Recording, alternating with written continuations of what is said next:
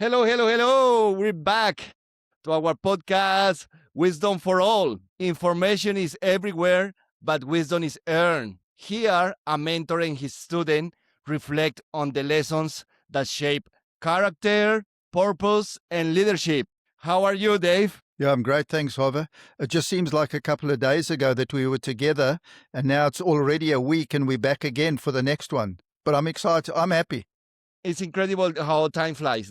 Yeah, this week has gone so quickly. And you know, we've had a big problem in Australia, as you know, on the east coast of Queensland. We had that cyclone cross the coast at near Mackay and Early Beach, and a huge amount, quite a lot of wind, but mostly rain. And that has now gone inland west and caused a lot of problems, a lot of flooding, and a lot of cattle lost.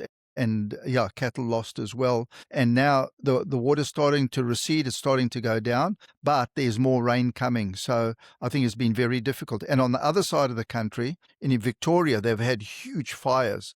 And I think there's something like 400 houses and businesses that have been burnt to the ground. So we've got to feel for those people. I didn't know. I don't watch much news, so that's why I'm very outdated. Yeah. So, Dave, I want to start with a little question about South Africa. Yes. So we all know South Africa because Nelson Mandela. Yes. So I know they call it Madiba. Yes. Yeah.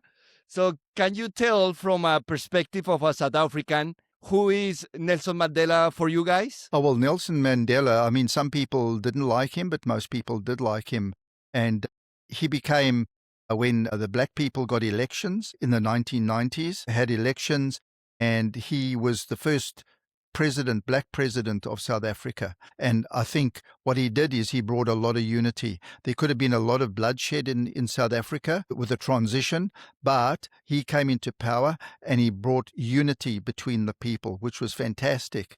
And I think he was a wonderful president. Well, and what happened after him? Because that was the apartheid, was like a after and a before and after Nelson Mandela. What was different? In South Africa? Yeah, well, apartheid ended and he became the first president. And then when he stood down, when he got older and he passed away some years later, there was somebody else elected, and they have had probably 3 or 4 different presidents since then. I think he just had a heart for people and he wanted reconciliation. And I think from his point of view, he didn't see black and white. He just saw South Africans. And since then, I think it's changed. There's been a lot of promises made to the people of South Africa, the black people mostly, that have had a lot of problems and don't have homes and good conditions and all that. A lot of promises have been made, but it's now 30 years since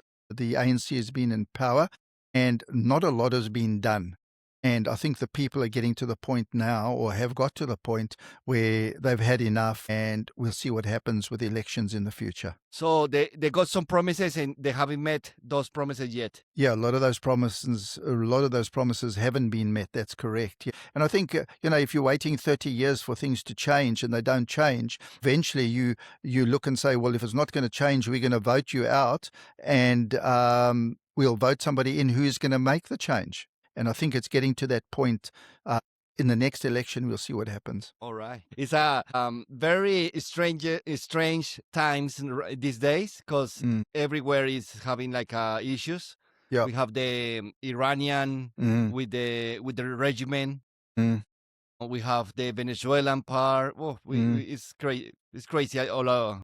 International affairs. Yeah, there's a lot of things going on in the world at the moment. Yeah, so we'll see what happens. I think we need to pray for different people and for different countries and for the people in those countries, because we know what's happening in Iran at the moment is not good, and there are a lot of people being killed, and there are a lot of protests. 500 so far. Yeah, a lot of protests and that type of stuff as well. We are very fortunate that we live in a country like Australia, where we're safe and we're not having those type of problems. So we've got to be very grateful for where we live, but at the same time, we need to pray for those people as well. All right. So that's why we need wisdom, Dave. 100%. Yeah. We need wisdom because the world is changing, as you know.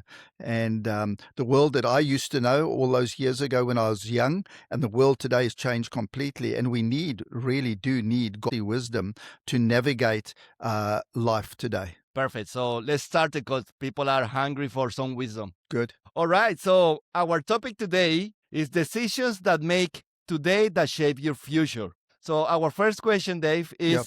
Dave, what did you decide? Why did you decide to leave South Africa and leave your successful life and business behind? Yeah, well, what happened, Jhovver, you know, as I said in the last podcast, my brother was in business with me in the car business, and at one stage he decided, sorry, Jhovver. No worries. At one stage he decided that he was going to immigrate to Australia, and he left the business. And what I did at that stage, we had 4 branches. I closed 2 branches. I kept 2 for myself. But what happened then is that my wife, Caroline, and myself, our 2 daughters who are 4 and 6, and my mom, we decided to visit Australia. We came to Western Australia to visit my brother to see how they were doing. And we got there and we thought, wow, this is an amazing country. And we liked it so much. And we were talking to my brother about this and that. And we just came for a holiday, and we had no intention of leaving South Africa. And my brother said to me one day, he said, you know, would you think of maybe coming? And I said, well, not really. He said, well, I know a guy who's an immigration broker. Why don't you just go and speak to him? He was actually in the embassy in South Africa, in the Australian embassy, and maybe just have a chat with him. So we went in and we had a chat with him. And while we were there, he actually phoned South Africa, and he phoned a friend of his in the embassy in Pretoria, and he said, can you give us a number? I've got these people here. So what happened is we had a number, and suddenly that planted the seed in our mind of maybe moving to Australia. And then what happened when we got back to South Africa, Caroline and I decided that, it would be a good idea. I think what had happened at that stage, I'd become a little bit tired of the motor industry, and I wanted to change. I'd been in it for 20 years. I wanted to change. And then and there, we decided we're going to leave South Africa and we're going to immigrate to Australia as well. And according with one of the proverbs, the scripture that you gave me, Yes. so I was wondering if that was one of the reasons that you left the South Africa. You say in one of the proverbs, Proverbs 11:14, for lack of guidance, a nation falls, but victory is won through many advisors. Yep.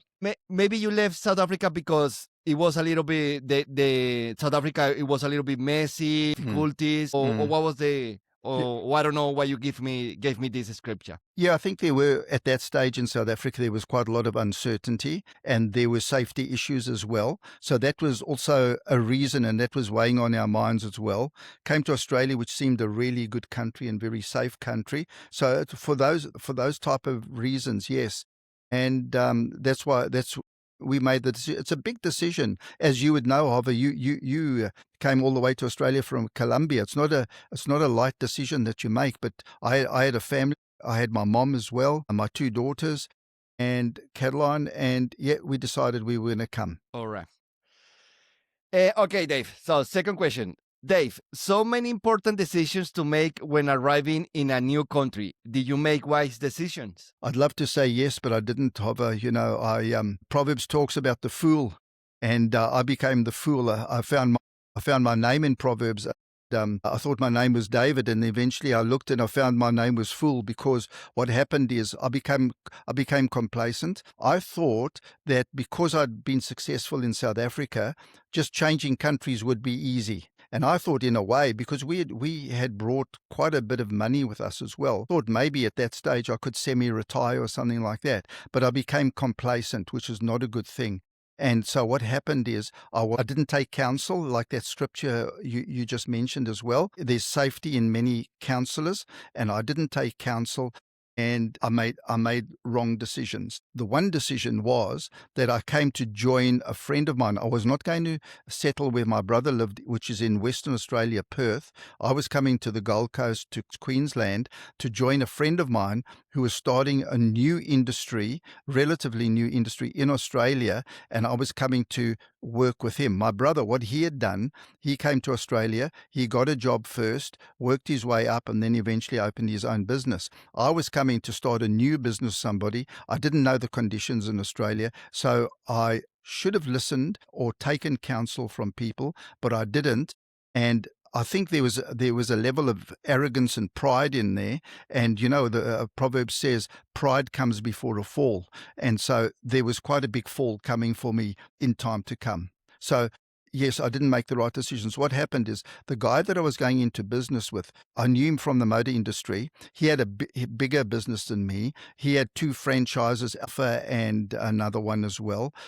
So he was coming to Australia a year before. He was going to set up the business and we were going to start this new business. But I didn't know that the product that we were talking about wasn't known in Australia. And so it was going to cause us problems. So, and Dave, talking about that and also the international affairs, right now that I was watching the news, that taking advice from different people. So even the wisdom to do that in international affairs is so important, no?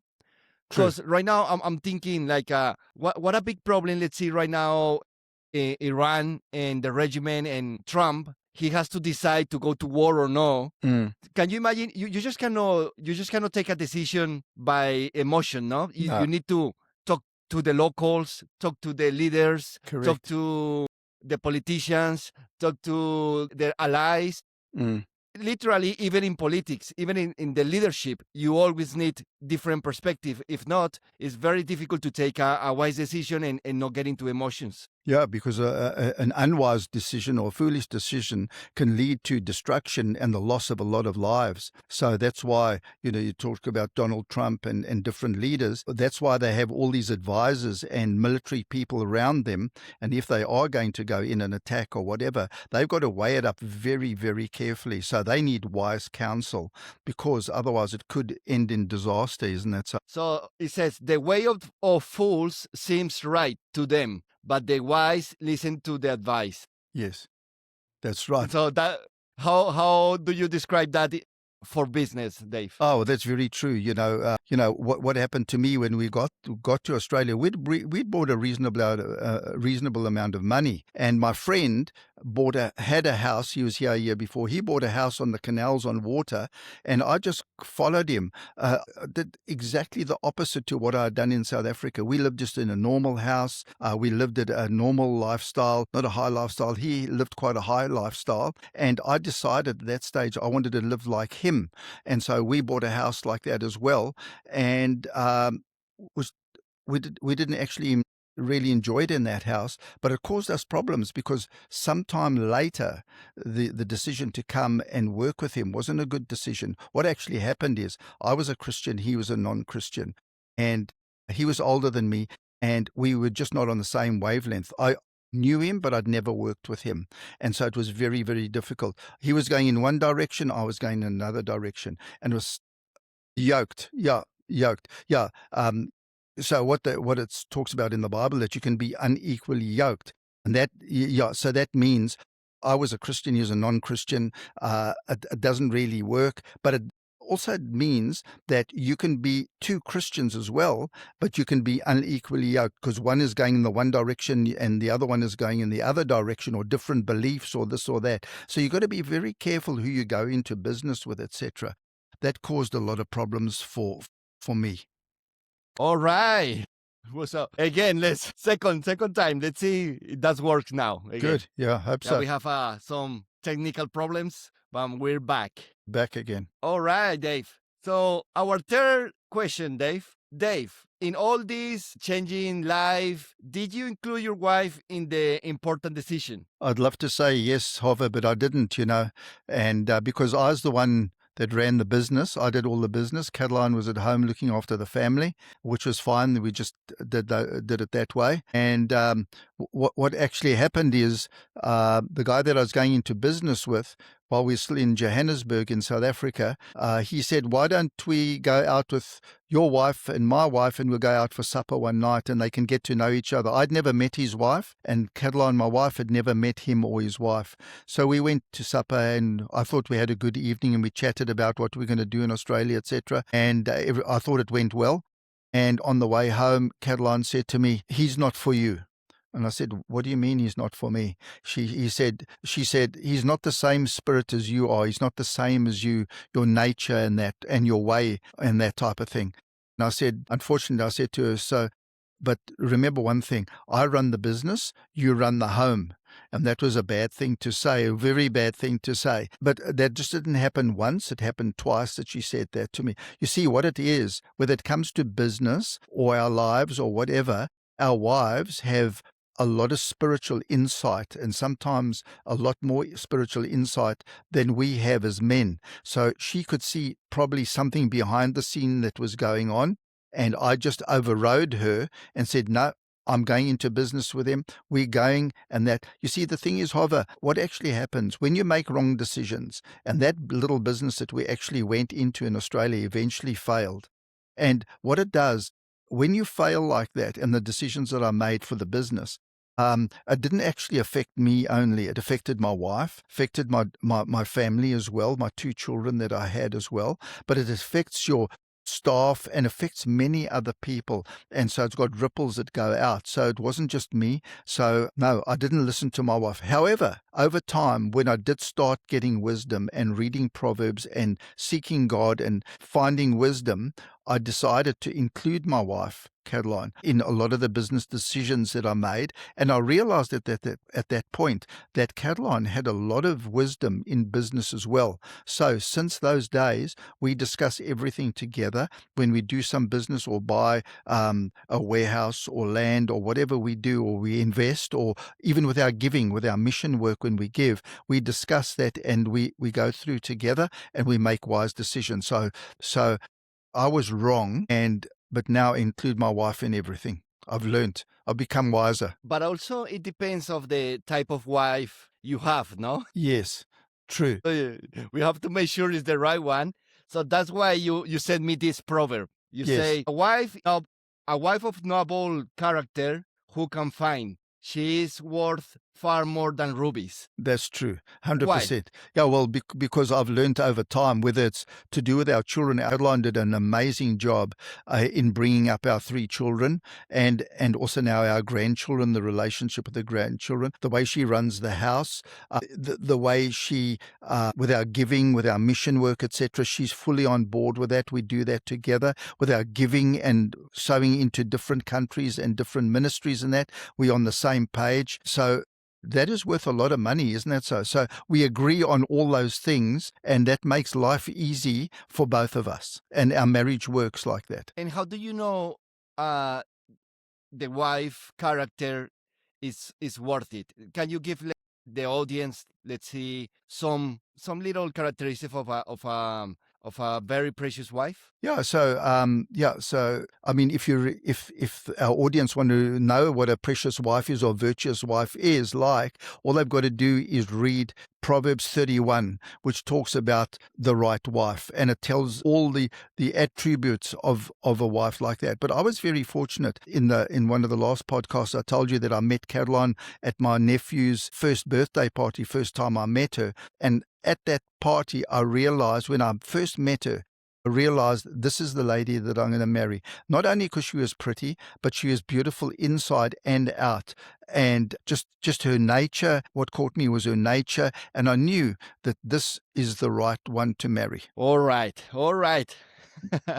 Okay, Dave. So we're going for number 4. Right. Dave, so what's the result of your bad decisions? Well, so many bad things, Jhovver. I was foolish, and eventually the business that we were in was failing, and this expensive house that we'd bought, we had to sell, and we had it at an auction that day to sell it, and the market wasn't that good in those days, and the first person, there's only one person at the auction, and we had to sell it, so he got it, and we lost probably $100,000 or $150,000 on the home, and eventually this business failed that we had, and I allowed a lot of fear to come in. So all these decisions that I'd made, the wrong decisions, were catching up on me.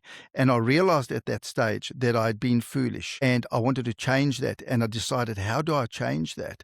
And the first thing that came to me is that I need God, because what happened is I was a Christian, but maybe I wasn't following after God the way I should have been, reading the word, studying, prayer, all those things. Maybe I'd become complacent with those things and prideful, and I wasn't doing the right thing. And then I realized, hold on, what I need godly wisdom in my life, because now I had a wife, I had 3 children, we had to sell our house.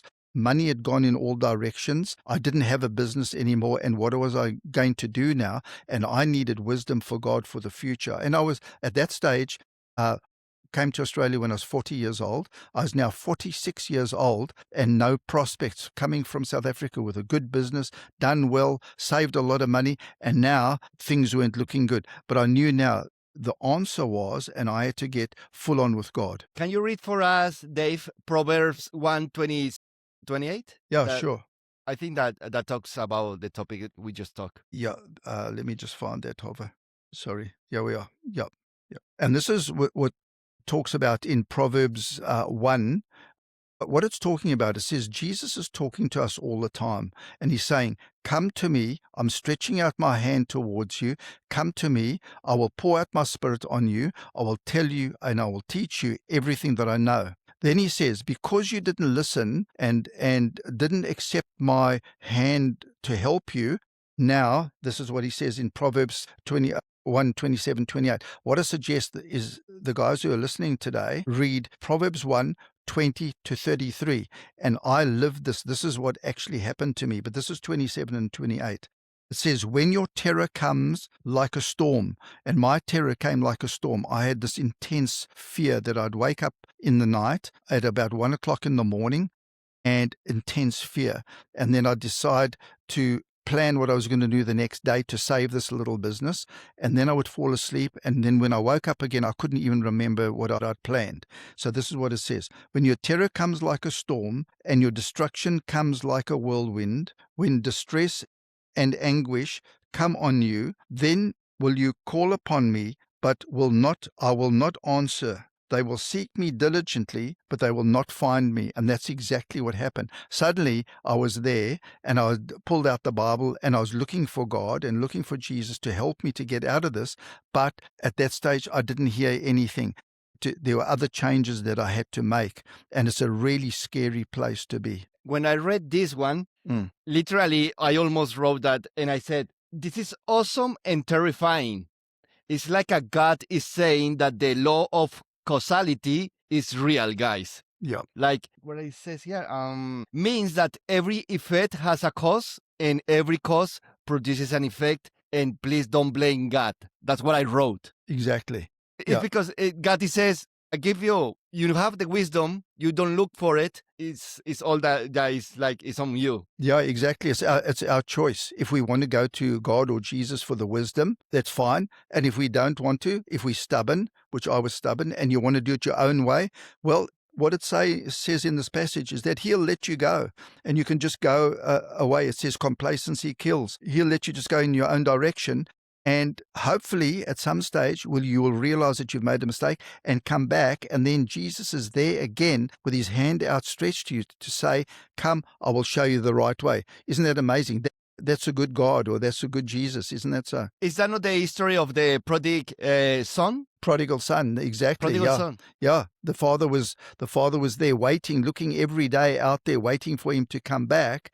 He didn't deserve to receive what his father was going to give him, but his father was waiting for him and was happy to welcome him back, and welcome him not back as a worker, but as a son. But he also didn't stop him. No, like what? Like, okay.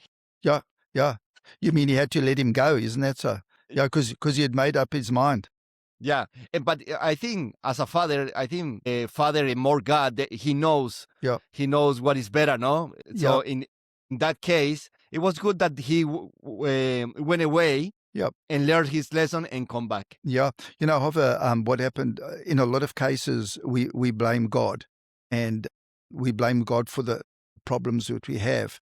And in a lot of cases, we also blame the devil in that. And I sort of felt one day after all this had started to change that God spoke to me and said, it wasn't the devil that pulled your business down, this little business we had.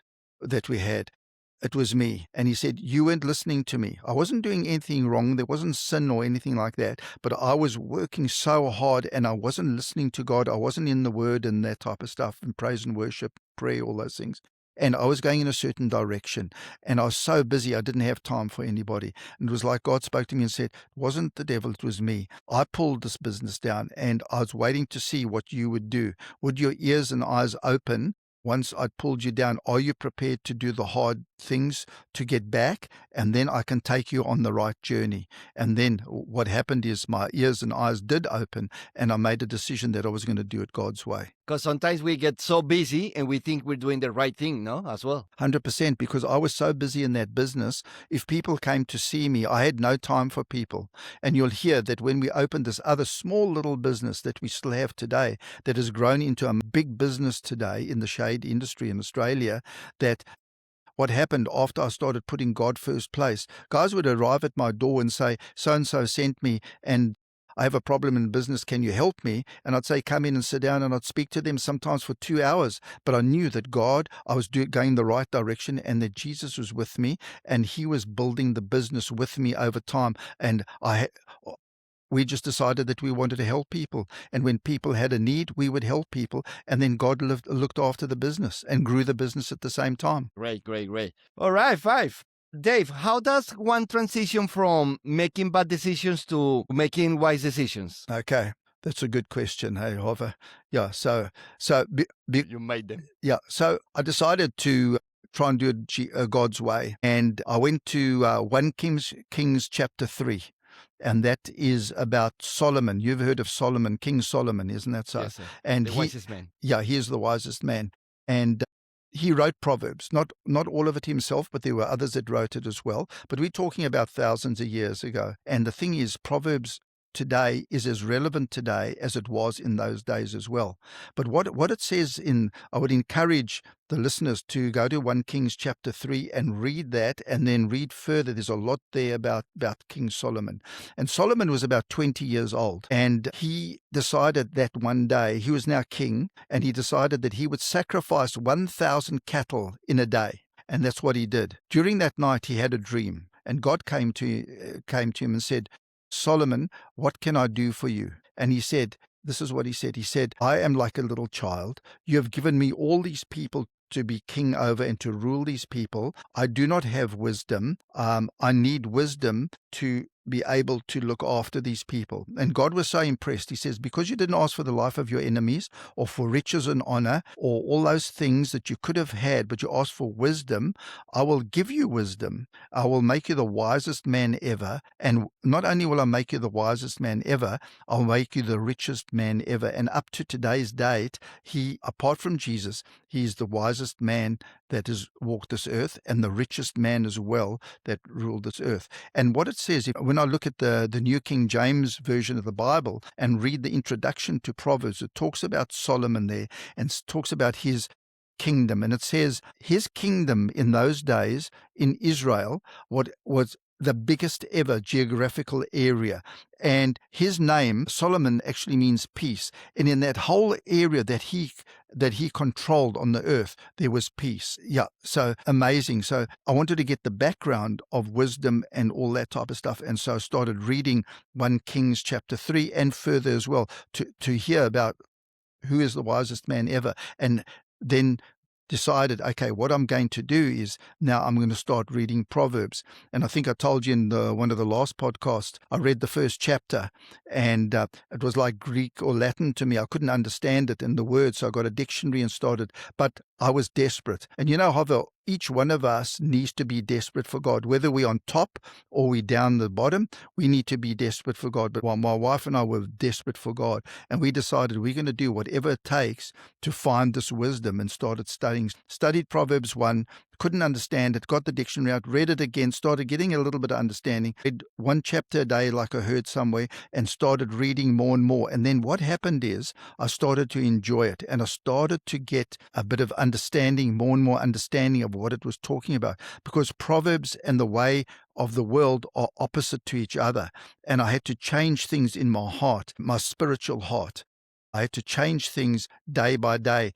Things like where, remember I said I used to cheat the tax man and the tax and all that. I had to take that out of my spiritual heart, put in the new way was it's non-negotiable. I will not cheat anymore, and just added new things every time and started to study Proverbs and put it into my heart.